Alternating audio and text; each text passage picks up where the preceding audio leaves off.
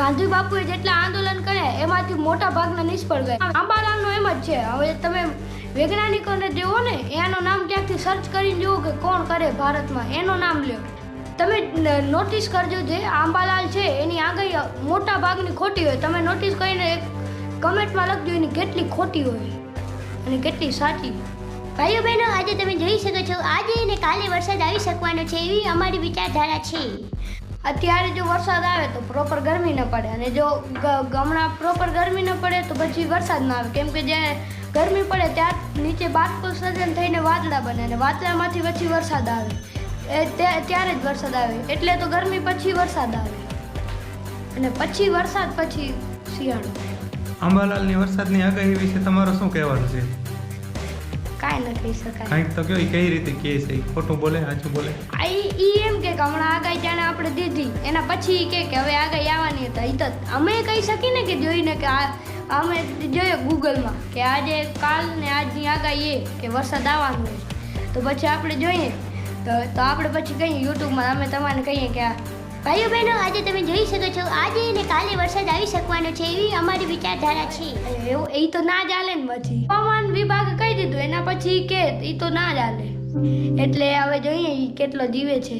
સાચું હવામાન વિભાગ કે ઈ એના ઘરના ઉપર છત ઉપર કાંઈ એવું કાંઈ લગાવલ તો છે નહીં કે એ કહી શકે એમ. આપણે જોઈએ તો હમણાં ઇન્સ્ટાગ્રામમાં અને બધામાં આંબાલાલ બહુ હાલે, એટલે એની આગાહી આપણે બહુ બધાય માને એમ. છાપામાં આવે છે અને ન્યૂઝ ચેનલમાં પણ એની આગાહી આવે છે, એટલે બધા એનું માને. પણ આપણે જોઈએ તો વૈજ્ઞાનિકો જે સાધનો વાપરે એ પ્રમાણે જે હમણાં એપ્લિકેશન આવી, તમે એનો માની શકો, પણ આંબાલાલનો ન માનતા. કેમ કે આંબાલાલ જે છે એમાંથી એપ્લિકેશનોમાંથી જ જોઈને એ કહે છે આપણાને. અને પછી એ તો હું કરી શકું કે પછી આ ગૂગલમાં હું જોઉં કે આજનો વેધર કેવો હોય કે પછી કાલનો કેવો હશે, તો હું એ જોઈને વિડીયો બનાવું તમારે કે ભાઈઓ તમે જોજો, કાલે 100%ની ગેરંટી કે કાલ તમારી ઘરે વરસાદ આવવાનો છે. તો એવો તો હું કહી શકું ને તમે કહી શકો. તમે તો એ આંબાલાલનો એ તો ના જાણે. વૈજ્ઞાનિકો એના કરતાં ઘણો તો કાંઈક ભણ્યા તો હશે ને, નકા એ કેમ કહી શકે? ગૂગલમાં તમે જાઓ એટલે પહેલાં જ તમે વેધર, અને હમણાં આઈપીએલ આલે તો આઈપીએલનો બતાડે, એટલે બાજુમાં તમે જોઈ શકો. તો એમાં વેધરમાં જાઓ ને તો એમાં તમને બધી ખબર પડી જાય કે બધા જો આટલા અઠવાડિયાનું બધું તમને ખબર પડી જાય. ગાંધી બાપુએ જેટલા આંદોલન કર્યા એમાંથી મોટા ભાગના નિષ્ફળ ગયા. પણ જો આપણે જોઈએ તો એમાં જેટલા શહીદ થયા એનું કોઈનું નામ નથી આવતું, પણ ગાંધીનું નામ આવે. આંબાલાલનું એમ જ છે. હવે તમે વૈજ્ઞાનિકોને જુઓ ને, એનું નામ ક્યાંકથી સર્ચ કરીને જુઓ કે કોણ કરે ભારતમાં, એનું નામ લ્યો. તમે નોટિસ કરજો, જે આંબાલાલ છે એની આગાહી મોટા ભાગની ખોટી હોય. તમે નોટિસ કરીને એક કમેન્ટમાં લખજો એની કેટલી ખોટી હોય અને કેટલી સાચી. નમસ્કાર, જય હિન્દ, વંદે માતરમ. હું છું પ્રભુ આહિર, અને આજે અત્યારે માધાપરમાં ખૂબ સારો વરસાદ, ઝરમર વરસાદ ચાલુ છે. અને ગઈકાલે ધૂળની ડમરીઓને ઉડી હતી, પણ વરસાદ આવ્યો હતો નહીં. અને આજે આપણે ગરમી પણ એટલી હતી કે કદાચ વરસાદ આવશે.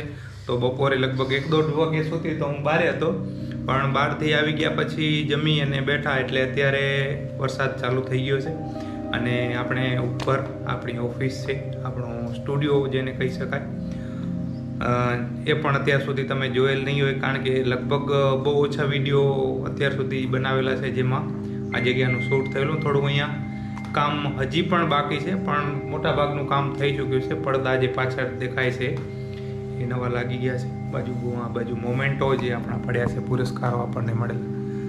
ને આ છે આપણો office table, laptop, sound system, printer, અને આપણા કોમ્પ્યુટર ઓપરેટર જે બધા એડિટિંગ વિડીયો કરતા નથી પણ શીખે છે, બહુ સારું શીખે છે. અને ખૂબ ઝડપથી આપણા તમામ વિડીયો જે છે એડિટિંગ ભાઈ પ્રિન્સભાઈ, મારા સુપુત્ર ડાયો દીકરો, એ એડિટિંગનું કામ શીખે છે. સાચી તો મોટા ભાગની નહીં હોય. તો હવે તમે જોઈ શકો છો, અમે આવી ગયા છીએ બારે, અને હવે એટલા છાંટા નથી આવતા. તમે જોઈ શકો છો આ છે અમારો રોડ, પણ આને અમે બનાવી હતી પિચ. એટલે આજે આ તમે જે રોડ જોઈ શકો છો, સામે હું તમારે જો ડુંગર દેખાતો હોય તો તમે જોજો. અને ડુંગર તમને દેખાતો નથી એટલો, તમને નીચે ખાય, મને નથી દેખાતો. અહીંયા આખી આ અમારે અહીંયા જોઈ શકો છો, આખો પાણી થઈ ગયો છે. અહીંયાથી આપણે અને આ જો માહોલ, કાળા વાદળો, અને આ આપણો સ્ટુડિયો. અંદર પ્રભુભાઈ બેઠા છે આરામથી. અહીં તો સારો થયો, હમણાં થોડો વધારે વરસાદ આવ્યો તો એટલે વધારે એટલો નથી આવ્યો તો આપણે અહીંયા લાઈટ ન ગઈ, નકા તો થોડાક વરસાદમાં ગરમી. આ જો આ પાછળ જોઈ શકો છો બધો, અને આ છે અમારી કોલોની, મીન્સ કે સોસાયટી. આ જો અહીંયા આમ લાઈનસર એક જેવા જ મકાનો હોઈ શકે, પણ આ વચ્ચે કોકે આમ અલગ બનાવી શકો તમે પોતાનો. અહીંયા રહેવા આવો તો તમે બનાવજો. તો હવે તમે જોઈ શકો છો અહીંયા વરસાદ હવે થઈ ગયો છે, સંપૂર્ણ બંધ થઈ ગયો છે વરસાદ. અને અહીંયા જોઈ શકો છો હવે આ ગાયો ને એ બધી છે, ને આ છે આપણી ગાડી અહીંયા. અને હવે તમે જોઈ શકો છો માહોલ હવે થોડો ખુલ્લો થાય છે. અહીંયાથી આ સુરત દાદાનો પ્રકાશ નીકળે છે. અને બસ તો હવે વરસાદ તો પૂરો થઈ ગયો. હવે જ્યારે બસ કાલે તમે અહીંયા જો જે અહીંયાના સબસ્ક્રાઈબર હોય અમારા અહીંયાના માધાપરના, તો કાલે તમે જોજો, કાલે અહીંયા ઠંડક થઈ જશે. ને હમણાં થોડીક વારમાં ઠંડક થઈ જશે જો પવન નીકળ્યો તો, કેમ કે હમણાં પવન તો બંધ થઈ ગયો છે. તમે જોઈ શકો છો તે આ જો આ એક ઊંચો અહીંયા આસોપાલવનું ઝાડ, એના કોઈ પાંદડા એમ ડગતા નથી. અને અહીંયાથી તમે જોઈ શકો છો આ છે અમારી ઓફિસ, તમે કંઈ પણ કહી શકો. ને આ તમે જોઈ શકો છો અહીંયા આ જો આપણી ચેનલનું નામ. ને આ પ્રભુભાઈ અહીંયા હવે મોબાઈલમાં એડિટિંગનું કામ કરી રહ્યા.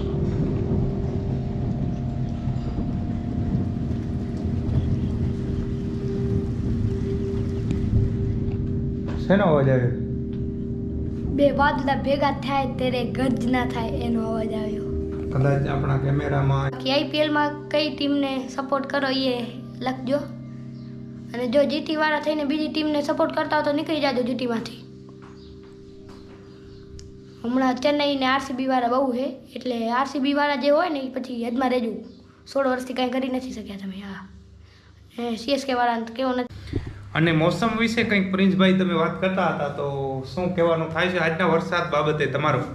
તો વરસાદ તો હમણાં સારો આવે છે, અને વરસાદ પતે એના પછી ડાયરેક્ટ ઠંડક થઈ જવાની છે અને મજા આવશે પછી. અને હમણાં સોમવાર સુધીની આગાહી હતી, તો આજે રવિવારે આવી ગયો વરસાદ. તો કાલ હતું પણ વાદળા પછી ભાગી ગયા. ગૂગલમાં કેટલી ટકાવારી બતાવે વરસાદ આવવાની? હા, 80% પડવાની સંભાવના. હા, અને પડશે 1.5%. અચ્છા, 1.5 વરસાદ પડશે. હા, મીમી હશે ઈ. હા, ઈ લખેલ હતો, લખેલ હતો એમાં. બહુ સરસ. અને મંગળવાર સુધી આ વાદળા રહેશે. આપણી ઓફિસ છે જે સ્ટુડિયો પ્રિન્સભાઈ, હા. એમાં હવે વિશેષ શું કરવાની જરૂર છે?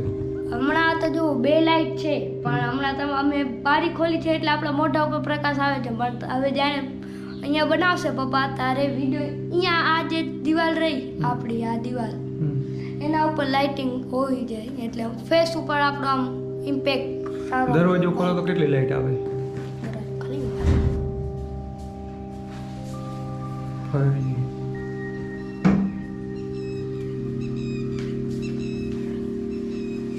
દરવાજો ખોલ્યો તો તમે જો આ બાજુથી ને આ બાજુ, બે બાજુથી ભેગા મારો મોઢો કાળો થઈ ગયો, એટલે હવે દરવાજો ઓકે. હવે વરસાદ જે છે એ બંધ થઈ ગયો પ્રિન્સભાઈ? હા, હવે થોડોક શાંત થયો છે, પણ છાંટા હજી આવે જ છે એમ.